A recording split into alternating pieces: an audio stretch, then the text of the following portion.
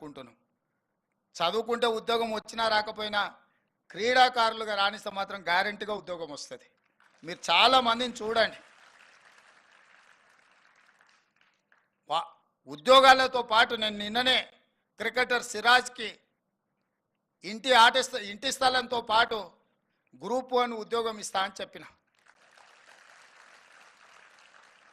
అంతకుముందు నిఖత్ జరీన్ బాక్సర్కి Nizamabad poorest of the poor background family, parents పెద్ద చదువుకున్న వాళ్ళు కూడా కాదు. ఆ అమ్మాయి బాక్సింగ్లో రాణించడంతో అన్ని రూల్స్ రిలాక్స్ చేసి ఇప్పుడు ఆ అమ్మాయికి డిఎస్పీ ఉద్యోగం ఇస్తున్నాం. 2 కోట్ల రూపాయల అమ్మాయికి నగదు బహుమతి ఇచ్చింది రాష్ట్ర ప్రభుత్వం. మనమెందుకు నిఖత్ జరీన్లము, మనమెందుకు సిరాజులం కాలేము? మీరెందుకు రేవంత్ రెడ్డిలు కాకూడదు?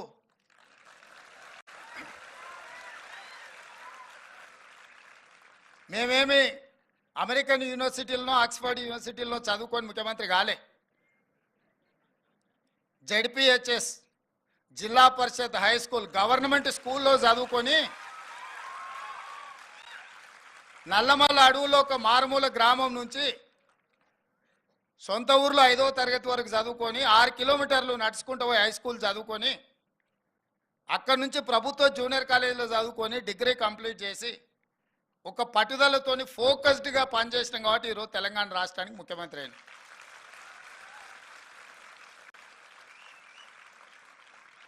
నా వరకు నా లైఫ్లో నాకు ఏం రిగ్రెట్స్ లేవు. నా లైఫ్లో నేను అనుకున్నది సాధించిన ఒక సాటిస్ఫాక్షన్ నాకు ఉన్నది.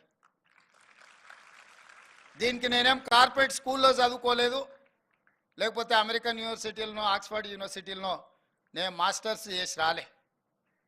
సామాన్య ప్రజల యొక్క ఆలోచన, సామాన్య ప్రజలలో ఒకరుగా ఈ ప్రజలలో మమేకమై ప్రజల యొక్క ఆలోచనని తెలుసుకుంటూ ప్రజా సమస్యల మీద నిలబడి కొట్లాడుతూ సమస్యలు వచ్చినప్పుడు ఆ సమస్యల్ని ఎదుర్కొని నిలబడ్డాం కాబట్టి ఈరోజు ఇక్కడికి రాగలిగినాం.